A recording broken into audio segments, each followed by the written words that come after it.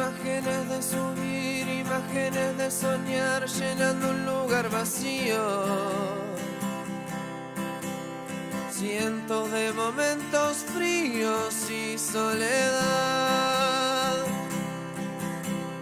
Siempre relojeando el cielo desde el suelo y no arriba.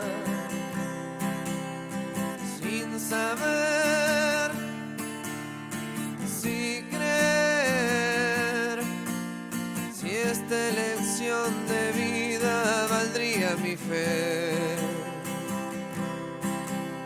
Si este tren solo de ida me daría un lugar. Y el corazón me aturdía con eso de que las paredes y el techo se van si hay libertad. Y ese drogadicto alarido, cuando se quiebran todos los sentidos con una canción. O el que jugó todo el tiempo en mi mente como abogado y libero para siempre esta ciega razón de vivir, de tratar de lograr ser la revancha de todos aquellos que la pelearon al lado de cerca muy lejos y no pudieron reír sin llorar.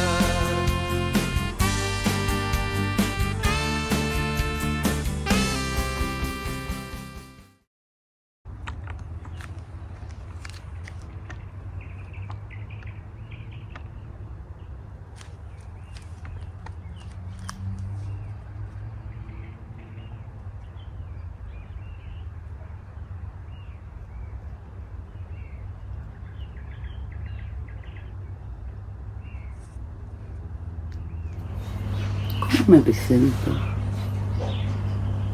como una mujer sencilla y simple como que lo que soy. ¿Estás grabando? No, ni cagando todavía. Es que no me hagas esas cosas, Felipe. Chaguarna, que tú sabes que yo... El piloto automático lo tengo recién aprendiendo las luces rojas de alerta que tengo que estar media hora.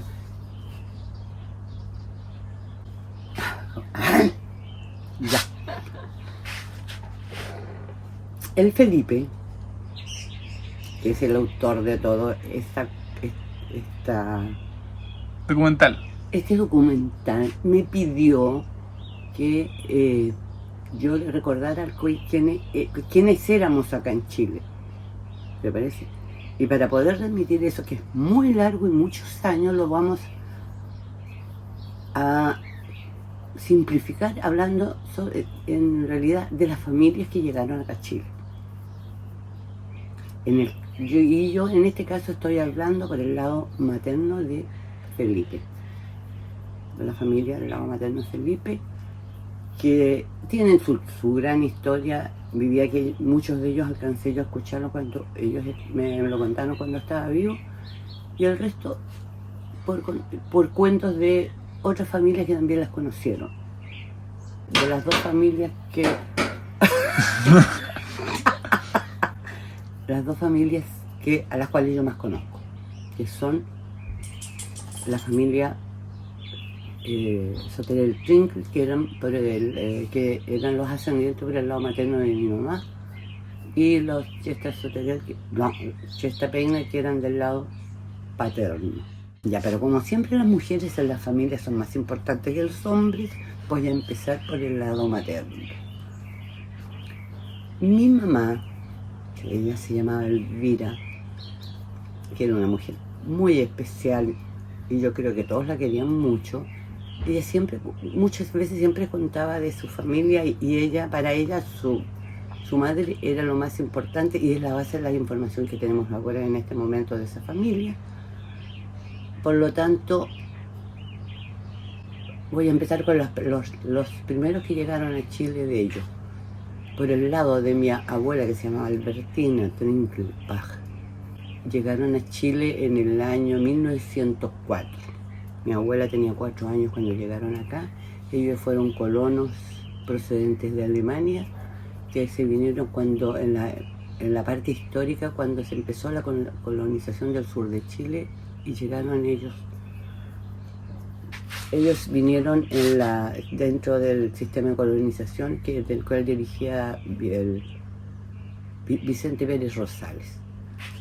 Llegaron primero al sur de Chile, a la parte de Aysén allá, y realmente llegaron a una tierra demasiado inhóspita para vivir allá, porque cuando subía la marea se terminaba el campo, se inundaba todo, y los trajeron posteriormente a Valdivia, donde estuve un par de años, y fueron destinados ellos aquí a la región de la Araucanía, a la provincia de Cautín, a un sector que estaba totalmente, nadie vivía ahí, y les repartieron el sector de lo que ahora se llama la Faja Maizán, debido a que uno de los primeros colonos que llegaron tenía ese apellido.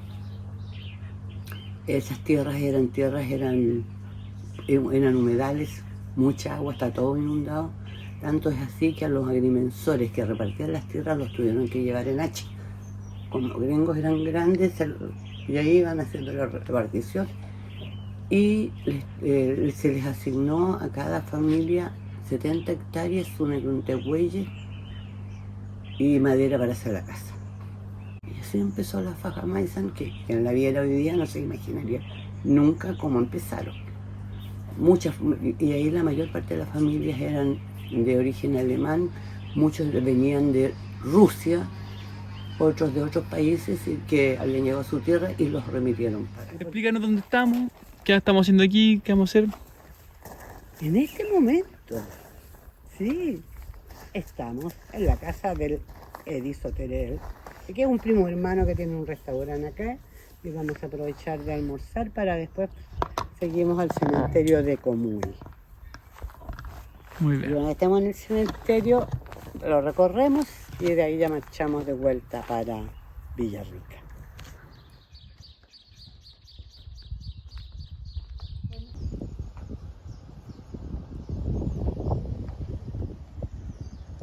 No, porque me dio la guata tan guatón, me da vergüenza. Te dije taparme y disimularme mis pifias. Mira, pues, aquí está Trenkelbach, aquí está la foto en la casa en la casa de ustedes, ahí está la foto que yo Panchito. Estos eran bávaros. ¿Te fijáis? Hasta pegar la hueá con cemento. A ver, ahí sí le puedo tomar. Acá solo podéis traducir. A ver, te saco de acá, por si falta.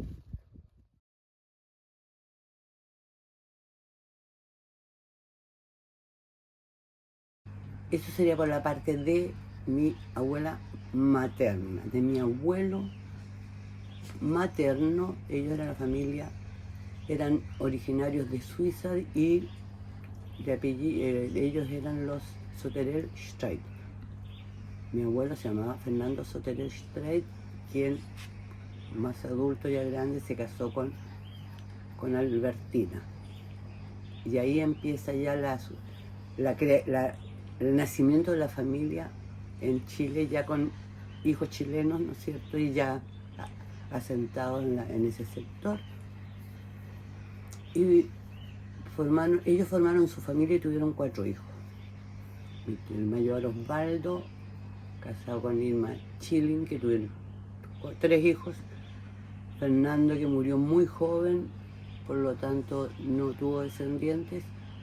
Después Francisco, que tuvo 4 hijos, casado con Erna Ruff, suiza también.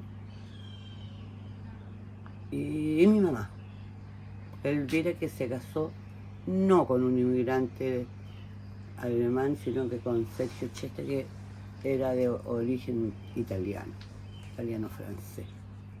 Me acuerdo. Estoy viejita. No me acuerdo, sé que venía a veces, lo echaba de menos a él como persona, y ahí, bueno, sabía que lo único que tenía de mi papá estaba ahí.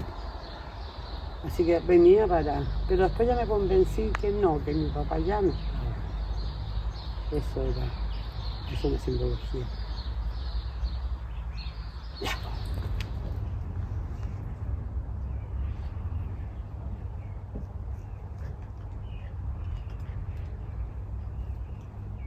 Mis bisabuelos llegaron, don Pedro Chesta llegó de Italia junto con un hermano.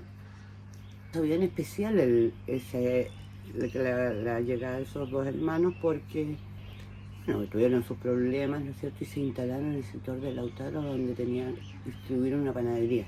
Ellos eran hijos de agricultores de Italia, pero vinieron a buscar mundos acá no siguieron la agricultura en sí, sino se instalaron los dos con la panadería y fueron surgiendo.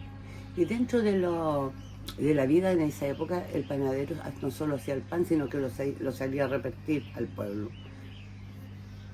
Y mi bisabuelo de repente conoció una señora que tenía un negocio y que vivía sola con una niñita. Pasaban mucho tiempo, él pasaba a buscar el pan, conversaban, y de repente la mamá no salió a recibir el pan y salió la niña chica de 2, 3 años a recibirlo. Y resultó de que la madre estaba enferma. Y pasó mi abuelo a verla y se fueron quedando hasta que formaron una familia. No pudieron casarse legalmente porque ella estaba casada y el marido estaba desaparecido. Nunca supieron qué había pasado con él, ella quedó sola. Por lo tanto, ahí se formó la familia Chesta Pasturó, con doña Felisa Pasturó. No me acuerdo del segundo apellido de ella, pero era francesa. Y de esa familia, aparte de la hermana que ya venía, ¿no es cierto?, en primer matrimonio, nació una hermana, la tía Elena, que se casó con el señor Bornán, después la tía María Luisa, que se casó con un español, y después nació mi abuelo Elena, el menor, que se casó con Especia Peina Morales, que era hija el padre de ella era don Julio Peina, que era vasco francés. Era un tremendo hombre que medía como 2 metros ahí. Acá están los abuelos maternos de mi papá, don Julio Peina Darigán y doña Margarita Morales. Ella era de los que menos se sabe, era acá de Imperial. Y él nació en Ainhoa, en el País Vasco, en Francia. Te das dando cuenta de que al final todos están emparentados con todos de alguna manera en este cementerio. Es bonito también porque así uno los quiere a todos. Yo me voy a resumir más bien a mi familia directa, lo que yo tengo ahora, porque creo que ya hablé bastante de lo que fue en general la vivencia de mis mayores, y se formó la familia Chesta Soterel, en este caso, de lo cual fuimos 2 hermanos, Chesta Soterel, y mi padre murió cuando nosotros éramos muy chicos y mi mamá se volvió a casar con Alberto Stetke. Fuimos de parte de la parte Chesta, mi hermano fue Juan Bautista y yo, que soy Verónica, pero yo fui la mayor, que no quería decirlo. Y después mi mamá se casó en segundas nupcias y nació Alberto, bastante menor que nosotros. La vida que continuó, crecimos, fuimos nosotros, y después vivíamos en el campo, nos tocó vivir. Los 3 hermanos vivimos siempre toda nuestra escolaridad en internado, porque como estábamos en el campo, era lejos, no había otra posibilidad. Cada uno, a mí me tocó en el colegio de monjas, que en esos tiempos era muy típico. A Juan le tocó el colegio La Salle, también interno. Y el Tito, ya como era mucha la diferencia, le tocó ir al colegio alemán, donde también estuvo interno durante toda su enseñanza escolar. Nos juntábamos los fines de semana y las vacaciones en la casa. Y tenemos recuerdos muy bonitos de ese sector de nuestra vida, siempre viviendo en el campo. Y por supuesto, y después ya fuimos creciendo, nos tocó irnos a la universidad. A mí me tocó, lo digo porque soy la mayor, que empiezo por mi primero. Me fui a la Universidad de Austral de Valdivia y yo estudié medicina veterinaria, donde terminé mi carrera y me casé. Después con un colega, un compañero de la universidad, y ahí nacieron la Sandra, la mamá de mis nietos, y a la mayoría de mis nietos, porque ella fue muy, no iba a decir muy coneja, pues, no, tuvo 4 hijos, ¿no es cierto? Los cuales son el Panchito, ¿no es cierto? Que él fue el mayor. Al año después nació el Felipe, muy seguidos, pero muy queridos por mí. Fueron mis nietos donde me inicié como abuela y no sé acaso lo hice bien, pero yo hice empeño porque lo fuera. Después nació la Magdalena, como 3 años después, y al final el lindo y serio y maduro Conchito, que es Fernando. Que él es un viejo chico adorable, pero y lo va a seguir siendo, yo creo que toda su vida. ¿Y por el lado de Felipe? Después, por el lado de Felipe, él me salió un poco más, digamos, arisco, pero hasta el día de hoy no se ha casado. Pero sí tuvo 2 hijos, ¿no es cierto? El Pepe. Tuvimos un nieto que vivió muy, muy cerca de nosotros, siempre, nunca se alejó de nosotros, y creo que también por ese lado el Felipe, con sus altibajos, pero ha tenido un buen pasar, y yo creo que está satisfecho con los nietos que tiene. Y después de mucho tiempo tuvimos una nieta que se llama Josefa, a la cual todavía lamento que tengamos muy poca relación con ella, ya por la edad y también por las distancias. Tiene que ser alguien, porque dice, tierra que tienes polvo de todos los senderos, tierra que anida juntos orgullo y humildad. Las rodillas se doblan ante ti reverentes, mientras tanto que el alma se eleva al más allá. ¿Es así? ¿Está bien?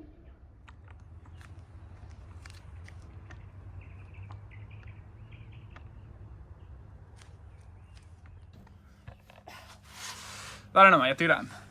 No, todavía no. Bueno, estoy estirando. ¿En qué parte estábamos entonces? Quedamos en... ahora, la vida de nosotros como familia, ¿no es cierto? Fue especial. No fue una cosa de locos, pero mi mamá en ese sentido tenía un sistema de crianza en lo que no nos obligaba a hacer las cosas, pero tenía el don de hacer que lo hiciéramos voluntariamente aunque no quisiéramos. Pero fue una vida muy ordenada, tuvimos un padrastro que yo creo que es muy difícil tener a alguien así, que nos enseñó mucho, mucho de la vida. Y nos enseñó lo que era la honestidad, lo que era saber lo que era el resto de las personas y cómo teníamos que tratarlas. Fue una enseñanza muy bonita que tuvimos nosotros, aparte de nuestro padrastro. Y hasta el día de hoy, cuando comentamos los tres hermanos decimos que él fue un gran hombre, muy noble en su manera de criarnos y en su manera de ser él. Y tratamos siempre de seguir su ejemplo, con algunas veces buenos resultados y otras cuando no seguimos su ejemplo, no nos va tan bien. A ella las preocupaciones que tenía mi mamá no eran, por ejemplo, conmigo como mujer. Las preocupaciones que tenía mi mamá conmigo no eran de que iba a tener un pololo, que iba a tener una guagua, que iba a ser más de soltero. Mi mamá ni se preocupó, ni siquiera de enredarme si es que había necesidad en ese sentido. Pero para mi mamá lo principal en la vida era tener éxito en lo que estaba haciendo, en lo que había emprendido. Y como dijo el Tata siempre, aunque sean ustedes, digo, eligen la profesión de zapatero, elíjanla, pero sean los mejores zapateros que hay. O sea, sean siempre buenos en ese sentido. Y eso lo hemos tratado de practicar con mi hermano. Y hasta ahora yo creo que ni a ninguno, por lo menos como hermanos, no nos podemos quejar. Hemos sido bien unidos toda la vida y eso es otra parte de mi vida que a mí me completa mucho. El tener, o sea, siempre tranquilidad y paz, y siempre en armonía todo. No, es que me acuerdo que después me enojo con mi mamá, así que mejor. Pero mi mamá era más liberal en su manera de criar. Y la vida que tuvimos con mi mamá fue muy especial porque ella tenía una filosofía de la vida que no la teníamos todos y a veces nos la compartíamos, pero nos hacía reír y obligado a obedecerla por lo demás. Y entre ellas, por ejemplo, bueno, ella siempre tuvo, mi mamá era una máquina de trabajo. y vivíamos todos en el campo, o sea, uno vivía muy de orden, había que trabajar porque tampoco no era la cosa de llegar de vacaciones. Mi hermano tenía que, a él le asignaron, le heredó cuando murió, después no la heredó mi mamá, pero se la pasaron a Juan, una máquina cosechadora, y él tenía que ir todas las mañanas en tiempo cosechar y ganar su plata. Lo que era muy loable todo, pero para el pobre también era un poco esclavizante pasar su juventud en eso, pero era lo que había. Ahora ya una vez ahí estábamos en el colegio, estábamos en los internados, los veranos eran bonitos.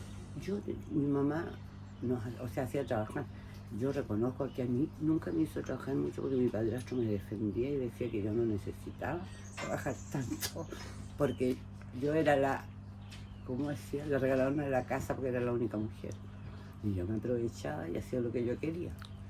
Yo tengo bonitos recuerdos personales, en ese caso, no más bien familiares, con una amiga que yo tenía desde chica, la Machi.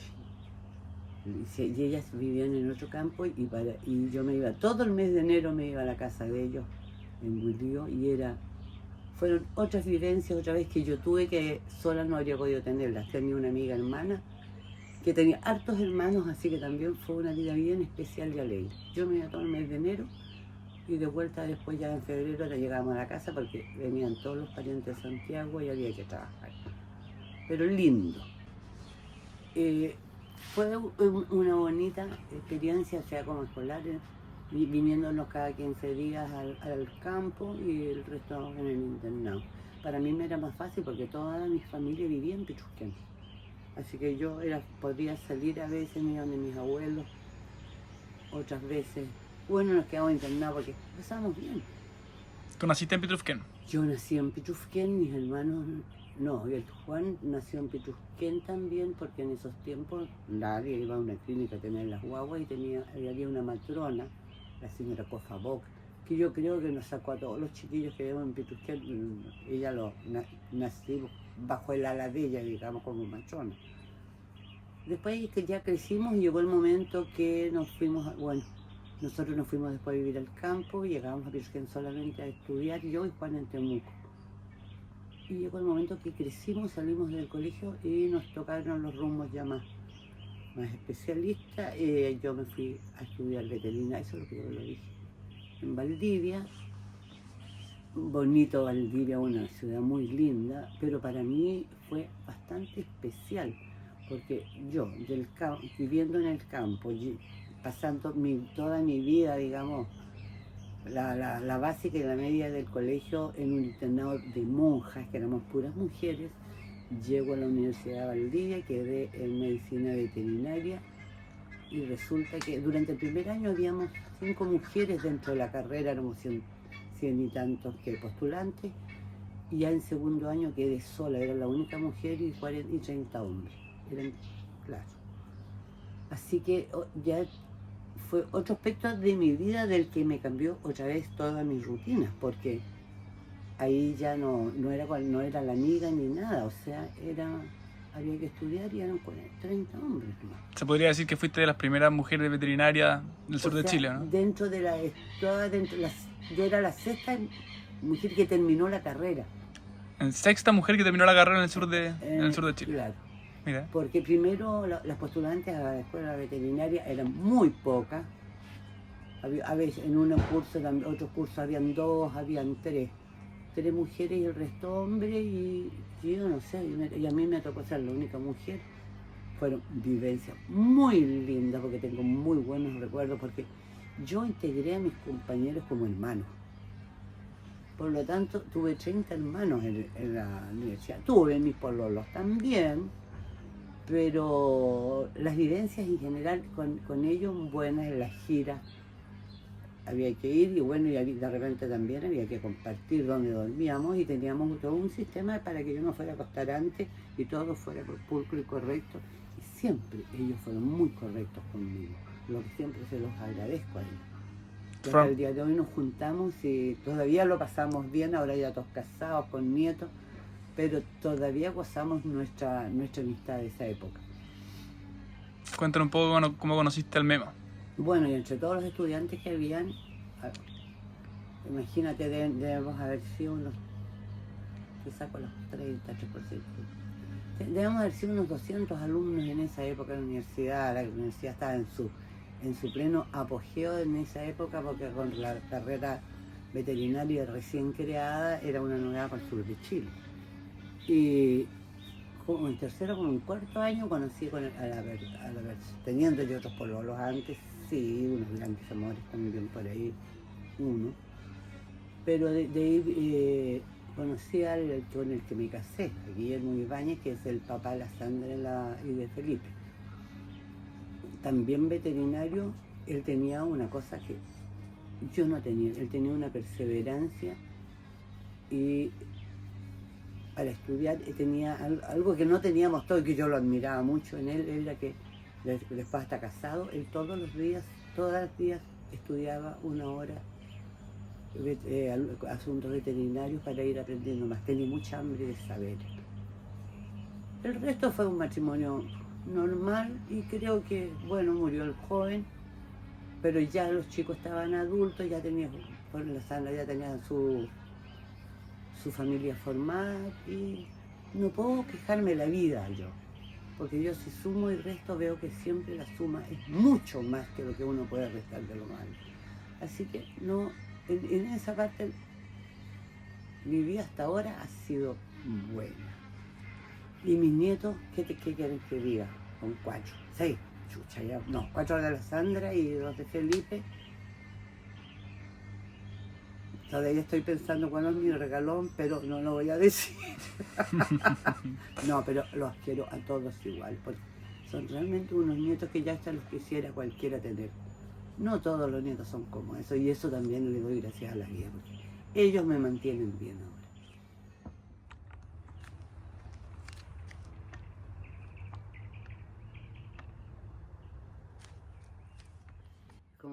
Como primera medida, dentro de todos los recuerdos de mi niñez y todo, habían partes muy buenas, muy simpáticas, que toda la vida como familia lo hemos celebrado, lo hemos mantenido más o menos vigente dentro de nuestra historia.